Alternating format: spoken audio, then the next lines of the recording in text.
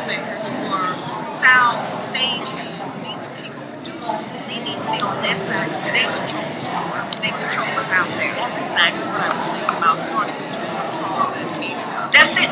We heard nothing. We heard the stock going down. We heard nothing about the stock going up. Right. They control us so much. Yes, we see it here. Right. And so that's where my head is. So I want you to know, it's like I told Tony, I've been doing this for 40 years. Every generation seems like it's starting over from scratch. But it's perfect timing because this time is perfect with what you're talking about. We don't control it with social media now. We have got to be the designers, the programmers, because the adventure has anything. That's what you want to see there. The programmers now. I got a young guy with RIT. Did you click broadcast? So we're on.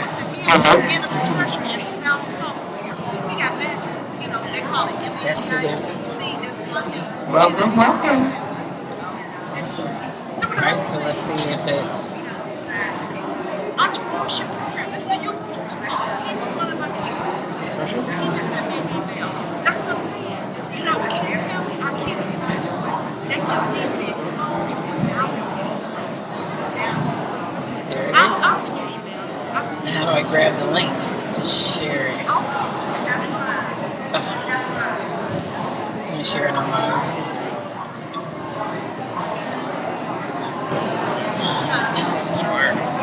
Cool. Yeah, on your page, on your public page. I did during the movie.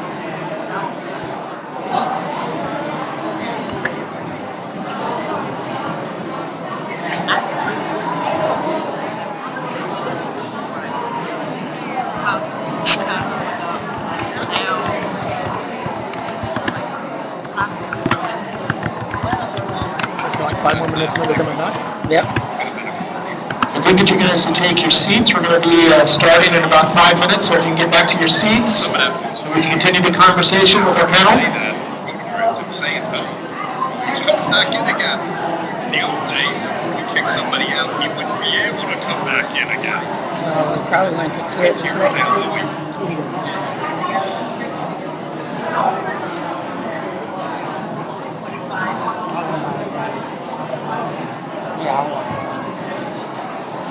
All right, everyone.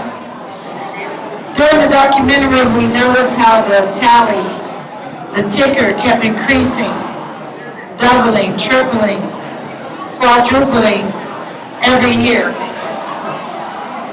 That clock is still ticking on the people that are incarcerated. This business is still generating revenue. Let's come on back and get settled so we can get started after your that tally is still rising. Those numbers right now as we speak are increasing. It boils down to days, hours, minutes, and seconds. The hashtag is 13th day 1, 13th DAY and the number 1. There is a live stream available on social media, on Facebook of our panel discussion. You can share that now and let someone know. It is through Spreaker. It's like speaker with an R, Spreaker. We're broadcasting from RareGem Productions broadcast page. Again, with the hashtag, you'll see it on our feeds.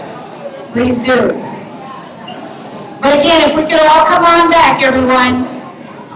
The luxuries that we enjoy right now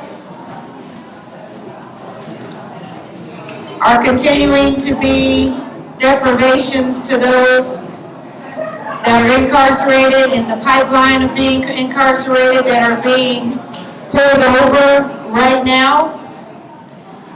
In fact, a study revealed that police in the United States arrest someone for marijuana every 49 seconds. By the time it takes you to go to the restroom and back, there's someone in a position that they may or may not walk away from. That may or may not be a citation. That may or may not be a warning or another chance. One of the most difficult things to watch toward the end of this documentary, for me personally, were how many of those were stops. They were the end of the line for a human being, the end of the line for a human being at that moment. What's more is that the documentary illustrates that it's the end of the line years, decades from that stop, even. Where it may not be a bullet, it's a sentence that can consume their entire lives. So I know there's other feelings in my own, and we want to allow you all to share and engage in it with our panelists. As powerful as this is, it's about business. And we're going to be about business tonight, considering those statistics. Marijuana may not ruin your life, but being in an arrest over it could. In the United States, someone is arrested for drug possession in general every 25 seconds. So we will keep our questions and comments to 49 seconds. 49 seconds is representative of some other stats that I'll share along the way, but 49 seconds by a timer. That should be enough to say or ask what you need and get to some action that can change the way we're doing business here in our community and in the United States. Let's introduce our panel. Before we introduce the panel, one, again, thank you for being here. Thank you for staying. Literally about half of the people who had planned on being here tonight found it too difficult. You may have seen, and I'm sure you saw, me follow a woman out a few minutes ago. She is one of the mothers. Many of you have come to Mother, and she has shared her story now through Mother to Mother, and her husband has shared that story over 20 times. Her son was shot and killed by the police with 15 bullets. He was unarmed, and he had called the police to de-escalate a domestic violence situation. We had in the midst of us someone living the pain of what is happening to this country. And as Bob Fox just reiterated to me to share and remind you, we just elected the so-called law and order candidate. That is our next president of the United States. Understand the significance of why the stock of the prison industry went up today while other stock went down. We're in trouble unless we act. We're in this absolutely gorgeous facility tonight, and before we go, and I know some people will probably have to leave before we get to the end, so I once again want to thank Bob and Maxine Fox for their generosity in providing the food tonight, in providing this facility. They actually funded this facility. But what's more is they are here for this discussion. The names on the wall, but their faces, their presence is here in this room. And to me, that speaks tremendous volume that has incredible value for us as well. So to get to our panelists, we have with us Adrienne Davis, who was the vice provost here at Washington University, and the William M. Van Cleve Professor of Law. Reddit Hudson, who was a former police officer. He is the chairman of the board of the Ethics Project, and he is also a field director for the NAACP. Carrie Pettis Davis, assistant professor here at Washington University, and the director of the Concordance Institute for Advancing Social Justice. And we have here Jeff Smith, who is the former Missouri State Senator, Director of Public Policy and Community Engagement for Concordance Academy.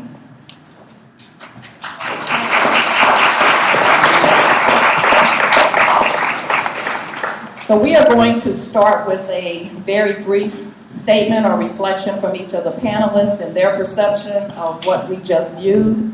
And then, as Jade pointed out, we really want you to be very thoughtful of your questions.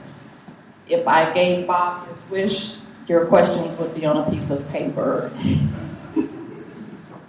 So this is a compromise. We're going to keep them confined. We don't want people, we know you have a lot of feelings and a lot to say, but there are a lot of people in this room, and we can't be here until 2 o'clock in the morning.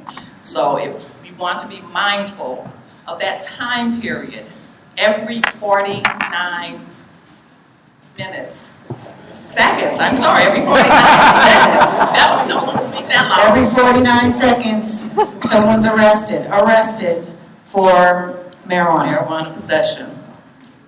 And that is what is filling our prisons and how they're making their money, replacing slave labor through the prison industry. So please keep your question very brief. Jeff, would you like to begin?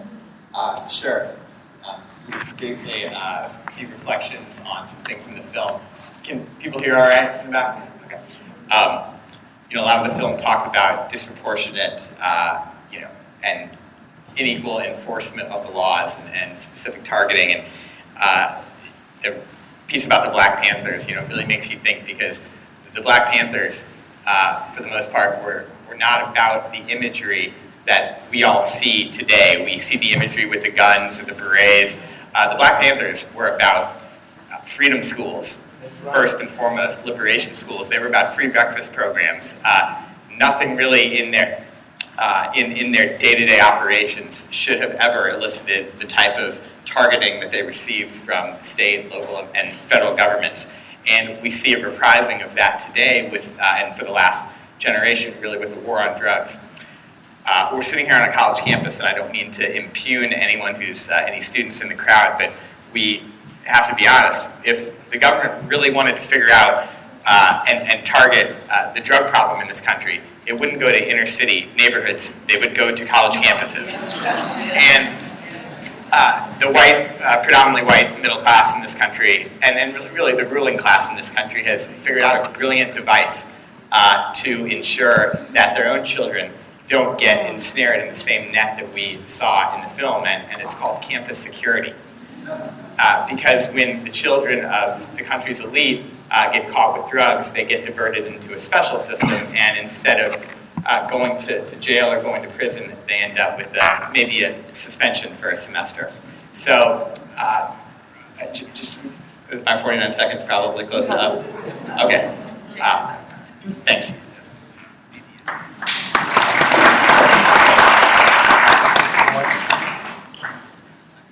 I want to start by thanking the Ethics Project and Christy for your vision. This is a difficult day, I think probably for everyone in this room, but as Bob said, we just elected a law and order president, so we have to really, I think, double down and think hard about what it means for this specific topic. I'm going to try to get through a couple points real quick, just some of the connections that I see that the film made very poignantly and powerfully between slavery's economy, political economy, and today. First, a lot of people say that slavery was about property and that the evil and the injury of slavery is that they thought that black people were property. That wasn't the problem. They weren't that dumb. They didn't think people were property. It was about power, right? Obviously, it was about power, and that's a direct connection. Back to today, it's about racial power. Second, the cash, follow the cash. It's about the economics of containing black bodies. The South didn't have prisons. They didn't need them. They had plantations, right? Plantations went away. Prisons came down. Under slavery, the cash was produced by black bodies. Now it's produced on the backs of black and brown bodies. Follow the cash. Third quick point, slavery and prisons are both total institutions. And by that I mean once you go in, you lose your right of appeal, you lose your right to due process, you lose your right to be free from violence. They didn't talk a lot about sexual violence in this film, but to be very, very clear, the sexual violence of both slavery and prisons is not incidental. It's a hallmark of what it means to be a slave or a prisoner. Fourth, legitimizing narratives, the need then to produce cultural narratives to justify what we're doing, like the birth of the nation narrative, the Emmett Till, that murder Emmett Till, the myth of the black male predatory rapist. And finally, the last point is dog whistles and deflections. And I think that the film made this really, really, really, really well. Crime begins to stand in for what used to be explicit racism. Explicit racism isn't acceptable anymore. Well, yeah, it is. It is. Wins elections. Yeah, it is. Anyway, but until about a couple years ago, explicit racism wasn't acceptable anymore, so crime began to stand in for that. But as Jeff just said, for the white middle class, crime gets transformed typically into public health, right? It's a public health problem. You don't incarcerate people who have public health problems. And then, you know, we begin to also say to ourselves that crack and powder cocaine are fundamentally different, right? So dog whistles and deflections. So dog whistles and deflections, legitimizing narratives, total institutions and strip people of their rights, follow the money, power. Those are my primary takeaways from that really powerful film.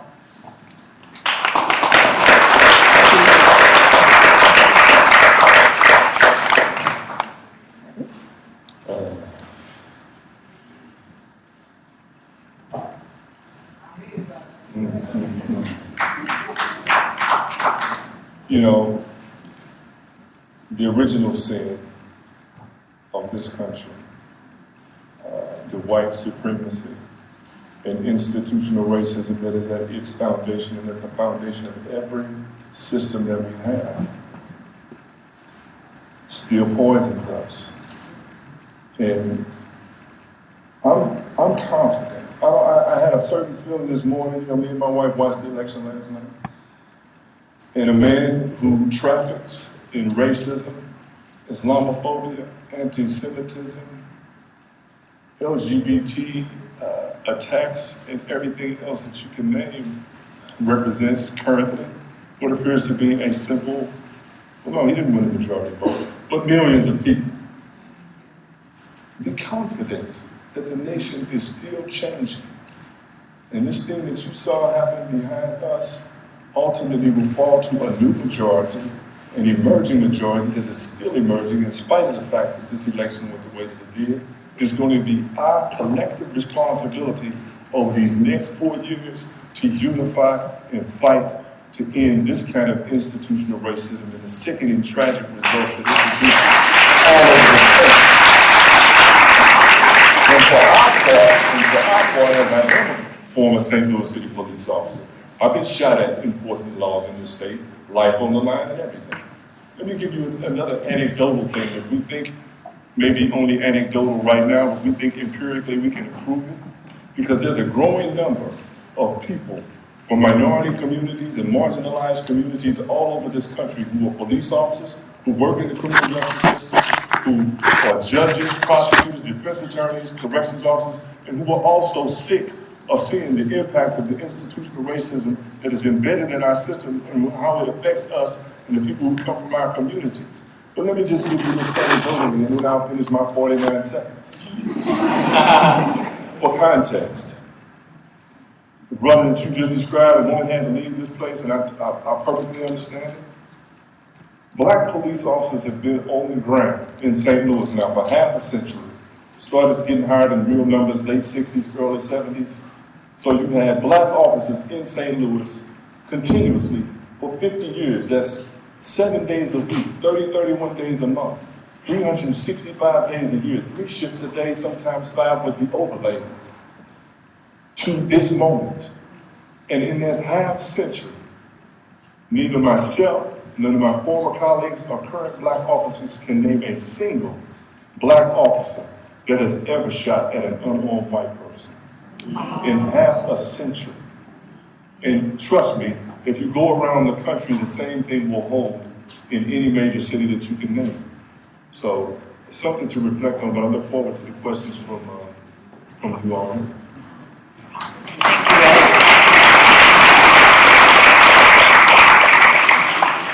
Carrie? It's hard to follow these three.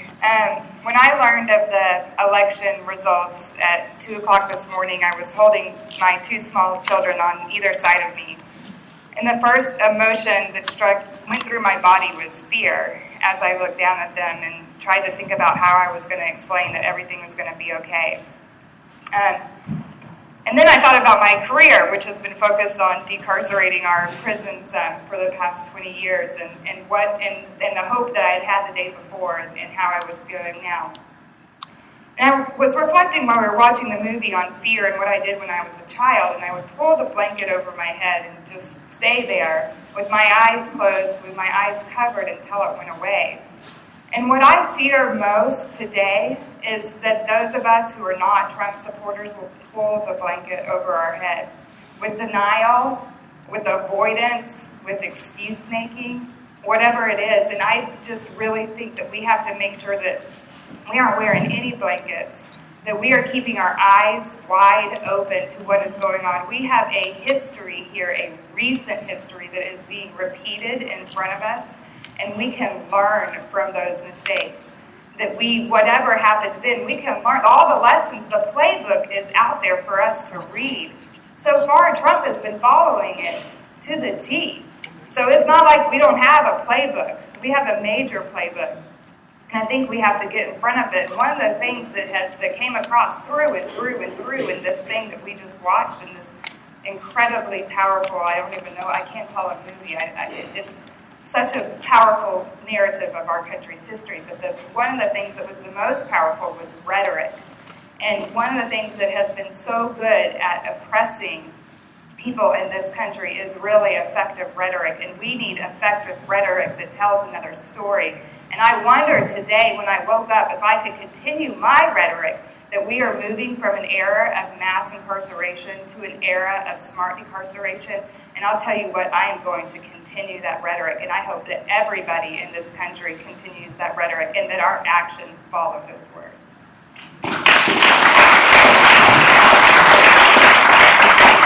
Thank you. All right, we're ready to engage in the audience. If you'll stand for me. Rhetoric, you've written 2 studies, Suffering in Silence and Still Suffering in Silence, about the abuse and neglect of our prisoners in our city criminal justice center. And I keep wondering how Horizon stays in business in St. Louis, and what can we do, because they're failing miserably.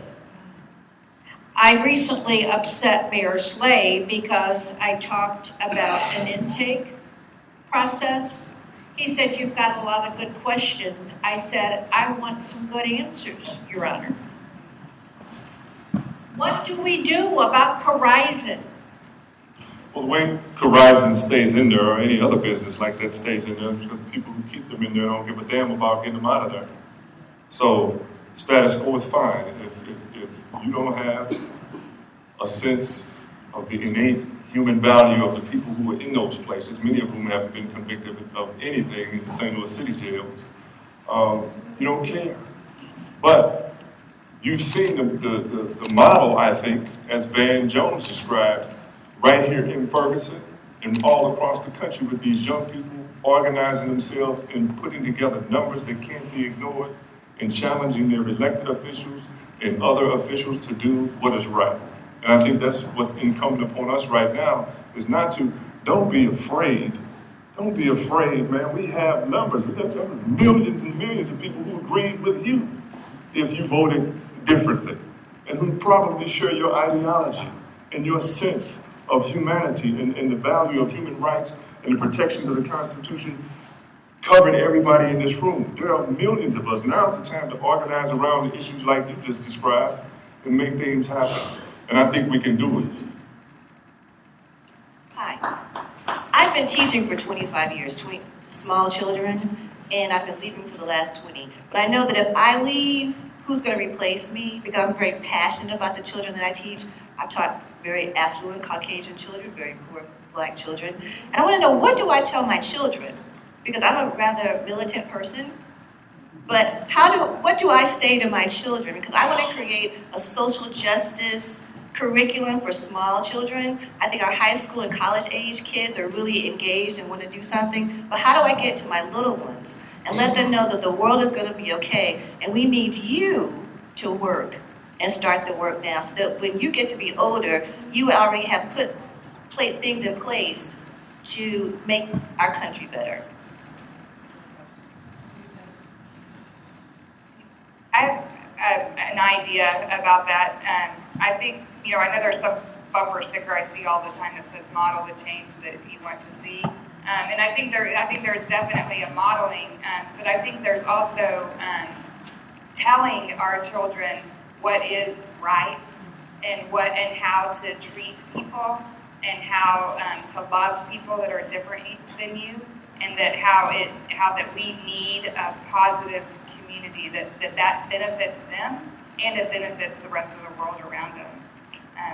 I think we have to focus on what we want to see. So, just very briefly, I've got this little kid. He's 5, and he's got like white blonde hair and blue eyes. And starting when he was 2, he wanted to be a policeman every year on Halloween. He comes home every day from school pretty much, and he wants to put on his police hat and his police uniform. And when we drive out and we see a cop pulling someone over, he'll say, oh, the cop's going to get him. And my wife will say, oh, no, the policeman's there to help the person. Don't worry, he's just there to help. And I got in an argument with my wife about it because I said, I don't want to lie to him. I don't care that he's 5 years old. We should not lie to our child about the disparities in our society. And so, being a husband who values marital comedy, I've tried to do it when I'm alone with my son.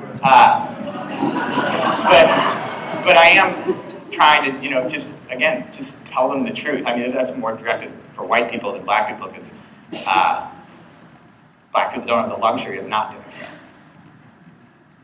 Hi, Carrie. I sympathize completely about wanting to pull covers over the head. That's pretty much what I wanted to do. That's why I'm really happy to be here and see many people are here. As a volunteer in the community, to any of you, with limited time, resources, or money, or whatever, what would you prioritize? What would you tell people organizing volunteers? Where do we start tomorrow? I mean, today I figured, okay, I'm here. What do we do tomorrow?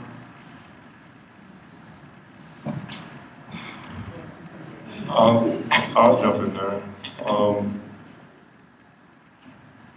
And freshly in this moment, it seems, I don't know what it seems, but don't forget civic engagement. Don't forget, there are other elections coming up, midterms, other elections. We saw what happened. We saw how maybe some efforts came up short on the ground in certain states. Let's don't repeat those kinds of mistakes. But then, more importantly, to me personally, invest yourself in an issue that matters to you and start organizing around that. For me, the criminal justice system is an obsession for me at this point, because I've been inside it, and I think those people who are best positioned to make change are the people who work in it. If we had a critical mass of people from communities marginalized, like I said, who were ready to challenge this system and its institutional racism and say that no more of this for the people who come from the communities we come from coast to coast. And I think there's enough of us. Our only challenge is, as my friend DeLacy Davis says, who's a former police officer, it's hard to make a man understand something when his livelihood depends on him not understanding. So I think we can get there. I agree with that. I think what we see, and people, and the folks in the documentary were so effective at conveying this, is that this is a very, the mass incarceration, the prison industrial complex, is part of a greater system of structural supremacies, right? It's part of racial supremacy. And there's so many different levers out there. And I would say focus on what you're passionate about, focus on the piece of it that you're touching. You know, I'm a lawyer, I'm a law professor, so we look at things like voting rights and prosecutorial discretion and due process and everything else. There are educators in the audience. Look at making the schools just. For those of you who are really, you know, primarily into parenting, you know, my answer to the lady who asked the really powerful question, what do I teach third graders, is teach them justice. Your children, any child can understand justice and fairness, right, and doing good. And just very briefly, since it's my job, I got to kind of put in a plug for Concordance Academy. As a former political person and a public policy professor, I totally agree with what my co-panelists have said about the importance of civic engagement and advocacy. But for some people, direct service is another great option. And Concordance Academy, for those of you who don't know, it's sort of like a one-stop shop for people returning to society. And it does everything from legal assistance to assistance with housing to substance use counseling, a guarantee of employment at a living wage for 1 year. So it tries to holistically address all the needs that people have. One of the most important needs people have is just re-socialization back into the community. And we have volunteer support teams, about 5 people, who just help surround people coming home with love and emotional support. If you're interested in being part of a team, then please come and see me afterwards. Thanks. Concordance Academy. Here's another statistic as we bring up our next question. Come on up, sweetheart. Vera Institute of Justice released a study in 2012 that found the annual average taxpayer cost was $31,000 and 286 cents per inmate. In New York State, the cost was most expensive, with an average cost of $60,000 per prison inmate. I wanted to know, us being young adults who just now going up into the world, and the president that we have now is, you know, kind of messed up. And do you think, like, what would be your advice if racism comes towards us in this in this environment now? Because, you know, things are going to change. Like, what would be your advice to give to us on how to handle those things?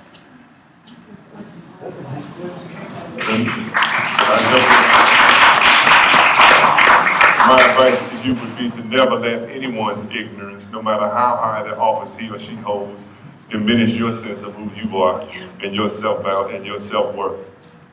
Just because we have ignorant, racist people in our society doesn't mean we have to somehow internalize what they're putting out. So stay around positive people, know where you've come from and where you're going, and make sure that you take affirmative steps to do what you want to do with your life.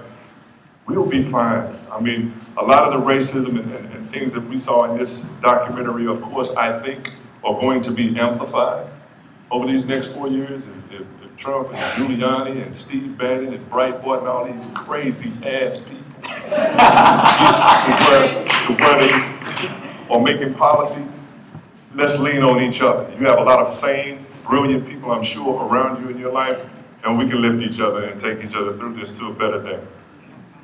I want to add to that too. Don't let your age quiet you either. You know, that's one of the things that older adults like to really do to younger adults is not listen to them. So I think make sure that your voice is always heard and valued, because it's a really important voice. And the other thing that I would add about what do we do that I think overlaps with this too is, especially in these early months where people are still a little shell-shocked, this is one of the things we do in coalition building is focus on small wins. Like, get some small wins to start to build some momentum.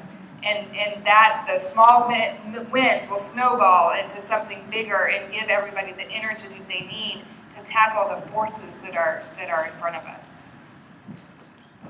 Hi. I guess I have more of a comment. Okay. But I know you what should I carry? Yeah. Okay. You were saying, like, what is the rhetoric that we put out there that's the reverse of, and listening to the film, and they talk about don't take a plea. Well, you know, that could be the rhetoric that we put out there. Just don't take a plea. If that's what's going to break the system, put that out there. Don't take the plea and break the system. That's a great suggestion. Jay, we have a question over here. Hello. This is not much of a question, Before I get started about what I want to say, is that this is about the film. I can get used to seeing this, but I cannot get used to actually feeling it, if you can understand what I'm saying. The one thing I wanted to know about the film, and it kind of disappointed me, was that they not put in the fact that a lot of prisons and a lot of prisons that are being built in the future are based off of elementary schools, based off children's grades. Because they use those grades to determine who's going to drop out during their high school years, maybe during their college years. They use those grades to also determine how many prisons to build, how wide to build them, how many rooms to put in them, how many cells to put in them. I would like to know your thought about that.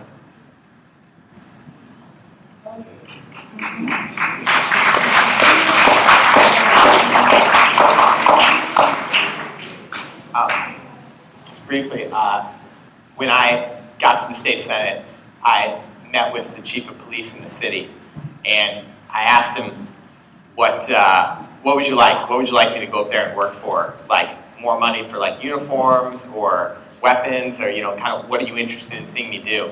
And he really surprised me because he said, I'd like to see you fight for more money for early childhood education. And he said the same thing. He basically said the same thing that you said. He said, because you tell me how many kids can't read by 3rd grade, and I'll tell you how many prison cells we're going to need in 10 years. So, Yeah, you nailed it. It's the school to prison pipeline. School is supposed to be the thing that helps you avoid incarceration, and instead we've structured schools in a way. I think it's even worse than what you said, actually, right? I think that sometimes in a lot of the schools, especially schools that are educating Black and brown people, they're beginning the incarceration process. We see this on the news. They're bringing in security. They're bringing in metal detectors. They're beginning to criminalize the children and it's almost socializing them to prepare them to go into the criminal system, right?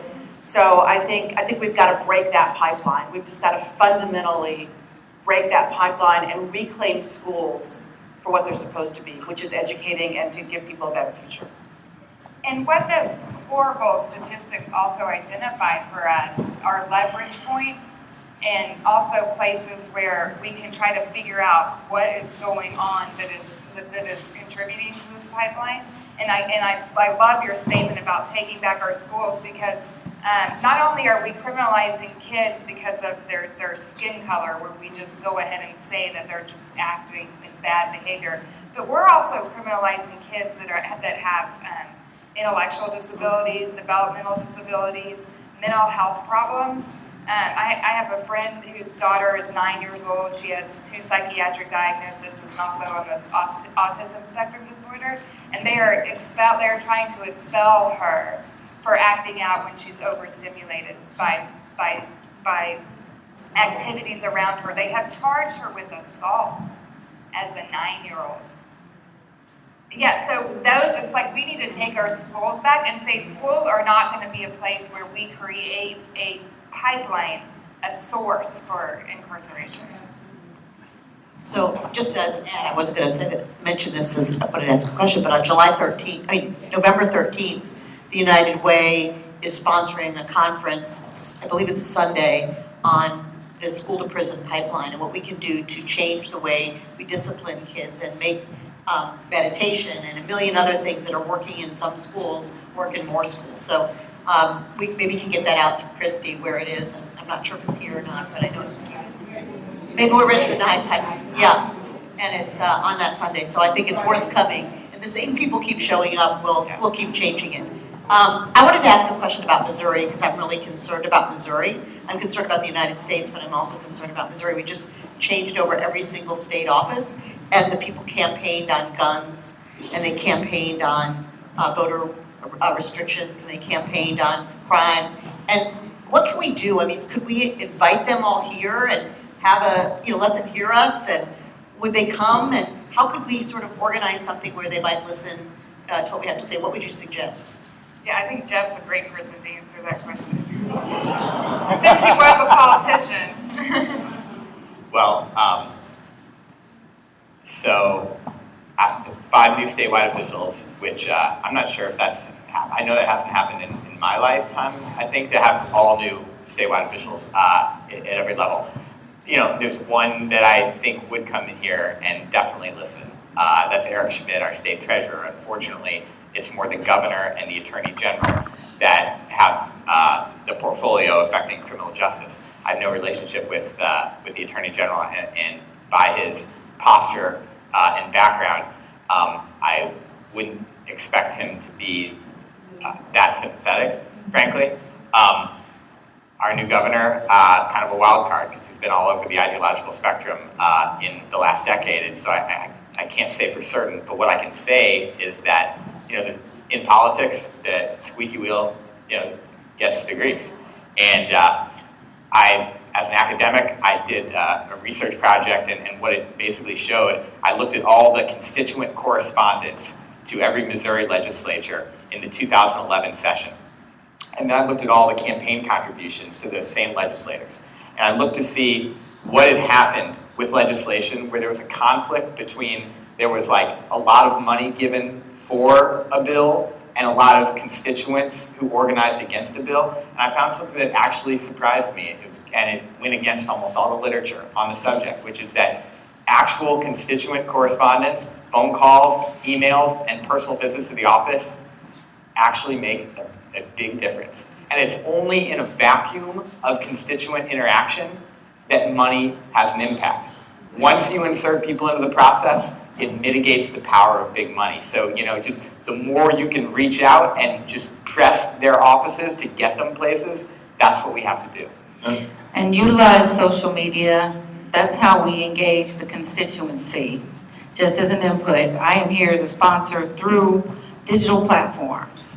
I've been an on-air personality for decades, but I've made more impact on social media and using digital media to connect people to what's happening in our community. By your hashtags now, you bring more awareness.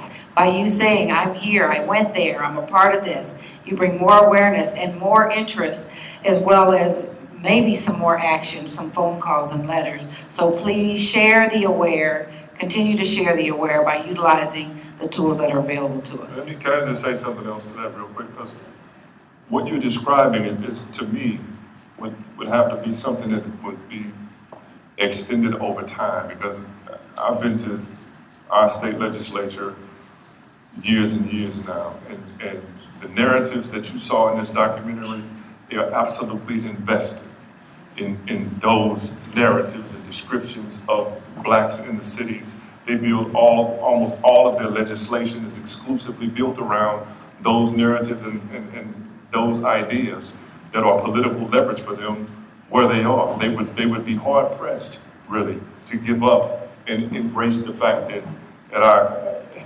foundation we're all human beings with the same rights. It's a hard sell in Jeff City. It really is. Can I say one thing just real quick?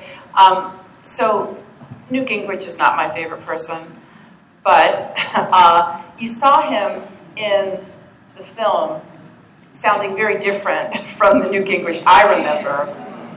And he and Van Jones, who was also in the film, have been collaborating, coming together around this specific issue, right? And one of the things that Van Jones has been doing, you can Google it, look it up, is he's not asking people to come to him. He was going to the Trump supporters and engaging with them, right? So as hard as it can be to envision doing that, if Van Jones and Newt Gingrich can come together around opposing the prison industrial complex, then I appreciate Jeff City's not necessarily Newt Gingrich, but it's not. I appreciate that. But I understand what you're saying. But I feel like we've got to try. Yeah. You know, we've got to try. So if those two can connect, hopefully Maxine and other folks can connect with people as well. And I think that squeaky, I mean, Jeff's comment.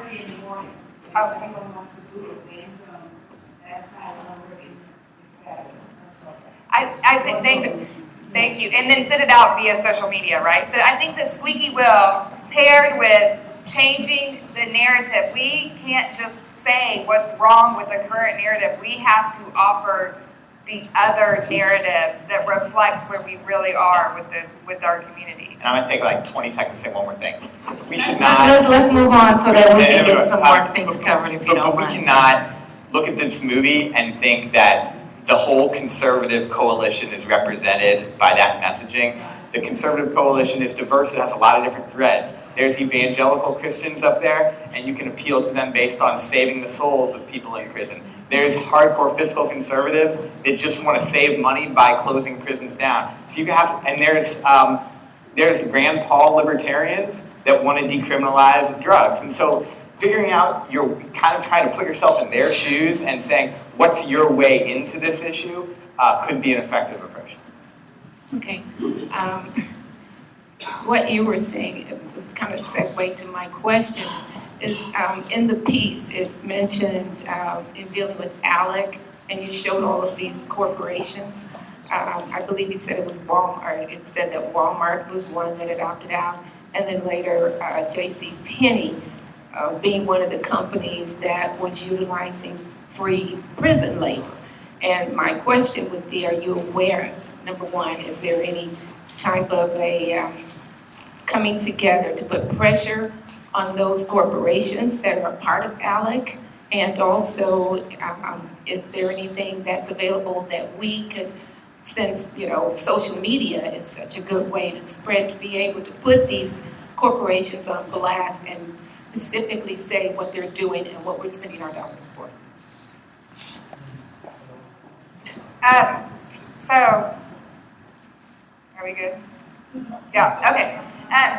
So I do think, we've seen a really effective use of media that talked about what's going on with private prisons, and I think really led to some pressure on the federal government to shut down some of its use of private prisons. So I do think the more that we can get exposure and tell stories and give press packets to the media about these kind of things, the more change that we're going to have. Bye, you guys. Thank you for being here. Let's have a clap. Their bus is here, so they have to go. Northwest Academy of Law, thank you so much for coming. What school is that? Northwest Academy of Law.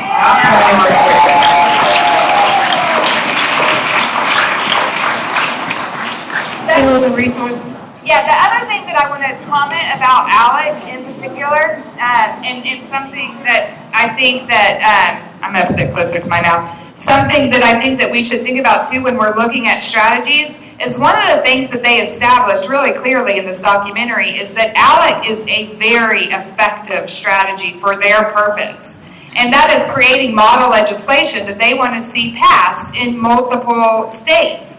Well, why can't we have our version of ALEC and use a very effective strategy to get the legislation that we want passed? Yes. Okay, we have a question here. Nope, I took it off. Hi. So, I'm a former high school educator, and I was a corny teacher. So I used to tell this corny joke or corny phrase to my students all the time when I was taking attendance. And I would ask them, everyone who's not here, raise your hand. Of course, they would laugh a little bit. And they would say, of course, we can't raise our hand if we're not here. So with that in mind, my question is, if this is a country that we want to see for everyone, for those of us who are not going to Canada,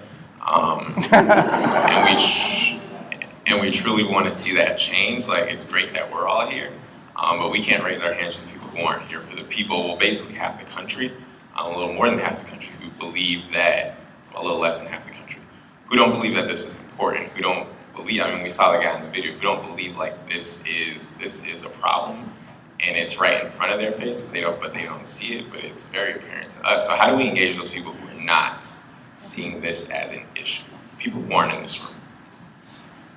Thank you. For me, again, I'm not immediately optimistic about engaging those people, although I know it needs to take place. I think it may be just too fresh for me. Some of the statements, some of the things that have been expressed, I'm not hopeful. I mean, when you talk about, for example, they talk about now is the time for the nation to heal. Well, who's the administration going to use to do that? I mean, the KKK, the Nazis, who's healing us here? I think that we focus our efforts more on those things that we can control, and we know our real lived experience. And again, it goes back to what I'm talking about, even in the criminal justice system. If we get a critical mass of people inside that system, I don't necessarily need to have that conversation with those who are over it if I have enough of a critical mass of people in it who are ready to change it and force the changes. I think, to me, it makes more sense right now. How practical is it? It's going to be challenging. But these are challenging times. Van Jones commented on a little bit of this too, and I think this is, again, looking at effective strategies from other major social movements. And one of the things that he commented on was that visual images of human suffering, visual images of treating people without dignity have been really effective in other movements before, and we have at our fingertips now, in no other way in history, a way to transmit visual images to the world, and I don't think we should underestimate the power of that. I think we just need to do more. So, on that point, briefly, Lee Atwater had that sinister quote, right, where he talks, you used to be able to say this, and then you just have to say forced busing, and now you just talk about like cutting taxes and small government, and people get that blacks are going to be hurt worse than whites, and so small government has become such a mantra for the right, and generally people who aren't in this room to answer the gentleman's question.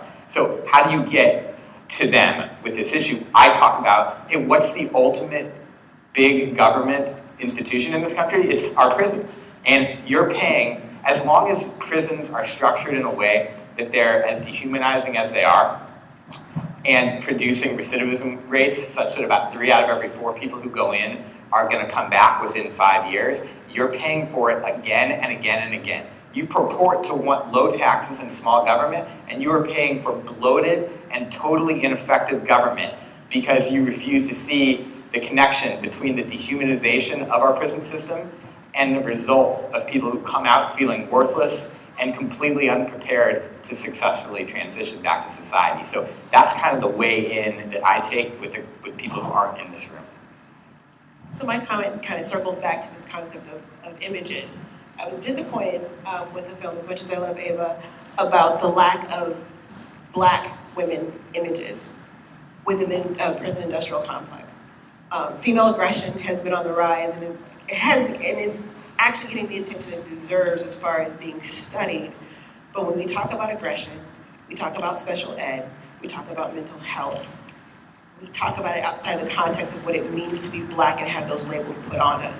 And then we completely remove the black female, the black woman, the gender of being female out of that context. So can you talk a bit tonight about the absence of those images, because they're very, very real and very significant? I think that I'm really glad that you brought that up, and I was thinking about making a point about that. That's the say her name, right? Sandra Bland, and there were a couple times in the film, one person almost said it. I can't remember her name. She would say black men and black people generally. And I kept thinking, well, that's interesting, right? Black men and black people generally, but maybe she was trying to signal to the broader range of genders and everything. I'm not sure. But yeah, right? So even though the number is starkest with African American men, this is a problem afflicting brown people, right? African Americans, Hispanics, especially Chicanos, Puerto Ricans, and Native Americans. I mean, the rates of Native American incarceration are ridiculous. They are just absolutely, absolutely ridiculous.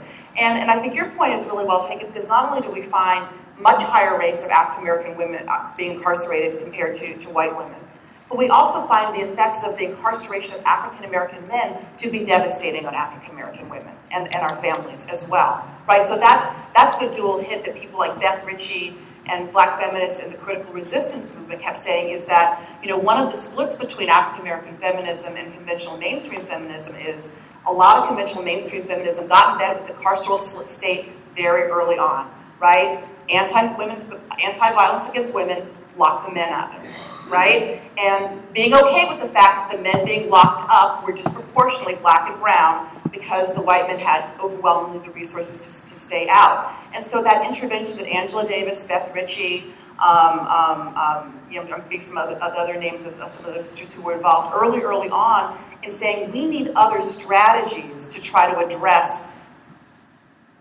problems within the community that aren't just turning to incarceration. So really, I think you're absolutely right. African American women are getting it both in terms of being incarcerated at very, very high rates and in terms of the effects of incarceration on our families as well. So thank you for raising that. And African American women are actually the fastest growing population in prison.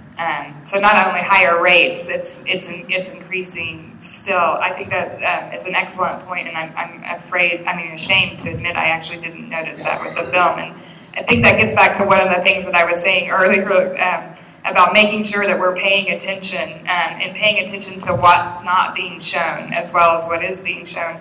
And when I was reflecting on the election earlier today, I was thinking about Black women in particular because I felt like the results of the election showed that not only have we seen an assault on people of different color, but we also had a clear message this morning, that this country is not ready to elect a woman. And so that immediately made me think about Black women, because it was the intersection of both. And historically, this has always been the case in our society.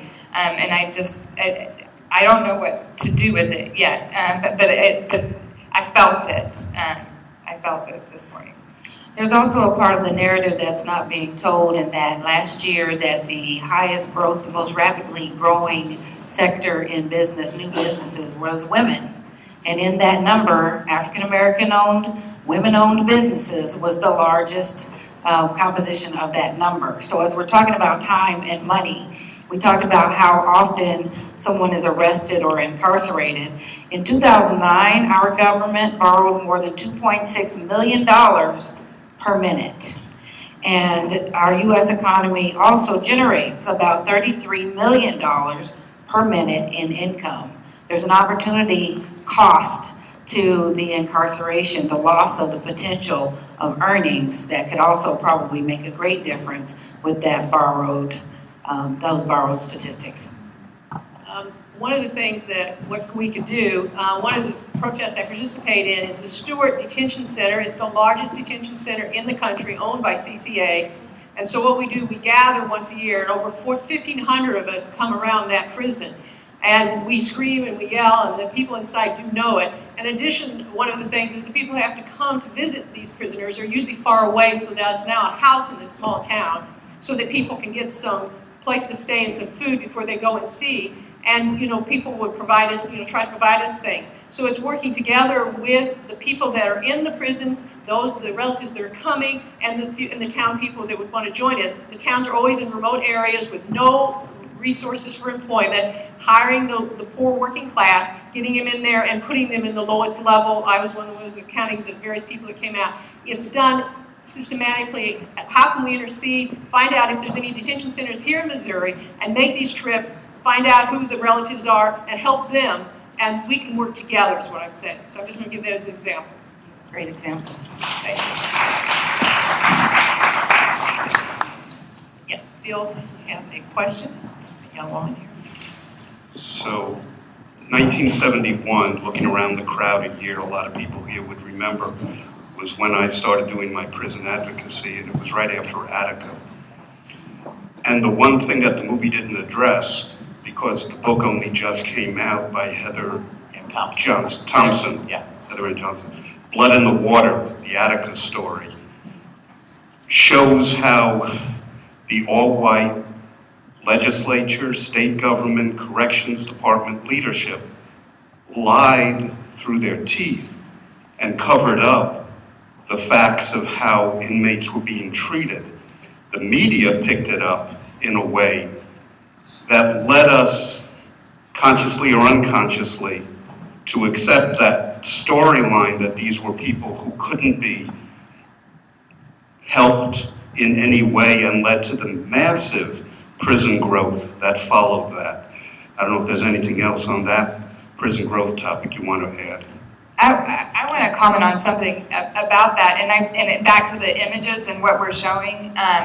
I think one of the most important things that we can do in changing the narrative is by our images and who's talking and who's being given the mouthpiece, is that we have individuals who have experienced incarceration be leading criminal justice reform efforts, and that we use media and other sorts of outlets to show that some of the people that have been incarcerated in our prisons are some of the most talented, some of the most resilient, some of the most innovative individuals in our country. And we not only need to show images of people who are incarcerated having their human rights violated, we need to show images of them thriving and leading and surviving. We have about 7 more minutes until 9. Why don't we make this the last question, and then, then we have one more here, and then we can wrap up. We were talking about media and the images, and there's a prison strike right now going on, and I wanted to know, it's supposed to be the largest prison strike in U.S. history. Okay, the largest prison strike in U.S. history right now, and I wanted to know what we can do to support. She was talking about supporting prisoners. How do we know, because media is not reporting on it, it's supposed to be 50,000 prisoners over 29 states, and the media won't report on it for, I guess, political reasons, or who's supporting, or what they're striking, the companies that they're striking against. But what can we do to help the ones that are striking now?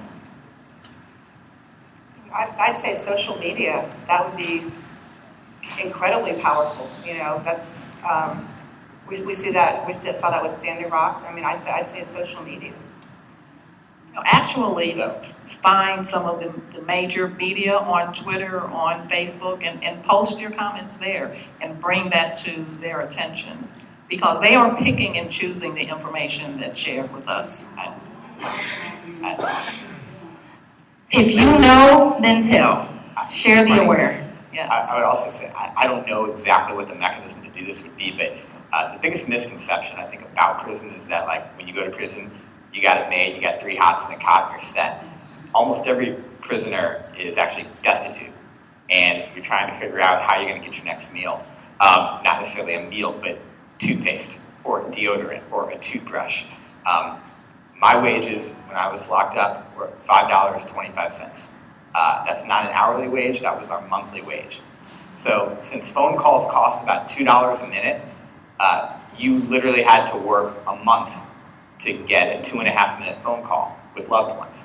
So if you are striking, you're not getting any income at all. And if you're one of the majority of people in prison who aren't as lucky as I was, to be able to have a relative who could send $100 in on my books anytime I needed it, maybe figuring out some collective way to get to wire money to prisoners who are striking. I don't know exactly how you would figure out who that would be, but I can tell you the strike could not be sustained long term, probably because people just don't have a way to have the basic necessities for hygiene if they're striking and not getting paid. Before we wrap, just wanted to make sure that you all are aware that Dr. Christy Griffin wrote this book, 2013, that has a lot of what we talked about here, very in-depth research and work that she had done, and the books are available before you go at the table for donation. Incarcerations in Black and White has been referenced for reform, for change, for more study, and it is here available to you, as well as Dr. Griffin, to be able to have questions and comments with her as well.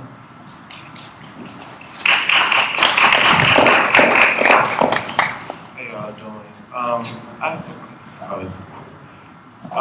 So me living in a neighborhood that has a lot of crime going on, there's a lot of black on black crime, and I want to know, showing the kids in my community this documentary, how can we help them just see, instead of just them thinking that it's just the federal killing our people, and let them see that it's them that's killing each other and being put into these prisons and stuff like that, when it's, I guess I think you talked to them about it. Some years ago, I had a program called Project Peace. It was an organization that I co-founded with a young man who was a former gang member.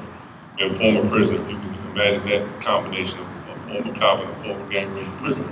And we would go into our schools, juvenile centers, and everywhere else and talk to our young people about exactly that. We talk to them about the system and the way that it works and the fact that they've been commodified and they're the product that runs it. But at the same time, we would make them take a look at what was going on around in our own communities and talk to them about taking first responsibility for that. The only thing that I would caution you in raising that issue is not to ever allow the idea of black-on-black crime to be something that negates the corruption and racism and poison in this system right here. Because we have crime in every community. There's white-on-white crime, Hispanic crime. People commit crimes against the people they're in proximity to. So I'm going to rob the person I live next to. But that doesn't diminish the fact that we have a real crisis in our community. We don't want to see these children suffer. And so we have to educate them about that too. And particularly talk to them about the entertainment that they're receiving that glorifies and promotes this very kind of thing. We got artists out here talking about freedom of speech and freedom of expression, whose freedom of speech was bought and paid for with the blood of people who sacrificed for them to have it. And meanwhile, you send our brothers a message that the death of your brother is your mission in life. And if you ain't doing this, you ain't about nothing. Well, we got to get on those heads too. So it's a collective responsibility we share, but I would say just open up and talk to them about that reality, and some of them will see it. Find the leaders in those young groups who can help influence and move that message. Thank you, Reddit. Let me suggest some of the best conversations and most important conversations that take place during Mother to Mother is actually after Mother to Mother one-on-one. There is also a table outside. Ferguson, forward through Ferguson, is there if you want to share some comments with them, if you could stop by that table. But I want to suggest that we stop now and spend some time just interacting with each other, and those who need to leave will be able to leave. Again, I want to emphasize that there is no one particular way to address this issue. It's multifaceted, and wherever you are, in your group, in your organization, in your school, in your workplace, in your family, at the kitchen table, with your children, in your church, change the conversation and change what you're doing in response to many of the things that you see taking place. If you know it's wrong in your heart, step up and start doing something about it and confront those issues. Nothing is going to change if we don't. If we're not comfortable with changing this situation, those who are creating the problem certainly aren't going to be comfortable with changing it. Thank you for coming. Thank you all for coming again. Keep the conversation going with the hashtag 13th, day 113th, day 1. The Ethics Project and RareGem Productions, thank you very much for your participation and giving us an opportunity to share this with the community. The video of tonight's panel discussion will be posted on the Center for Social Development website, hosted by Smart Decarceration Initiative. You can find the video within a week at smartdecarceration.org. And if you'd like to hear the replay of the live stream of this panel conversation, it is available on Facebook at OneRareGem.com. That's OneRareGem.com. OneRareGem.com on Facebook. You all have a beautiful night. Stay encouraged and keep pressing forward to our community great.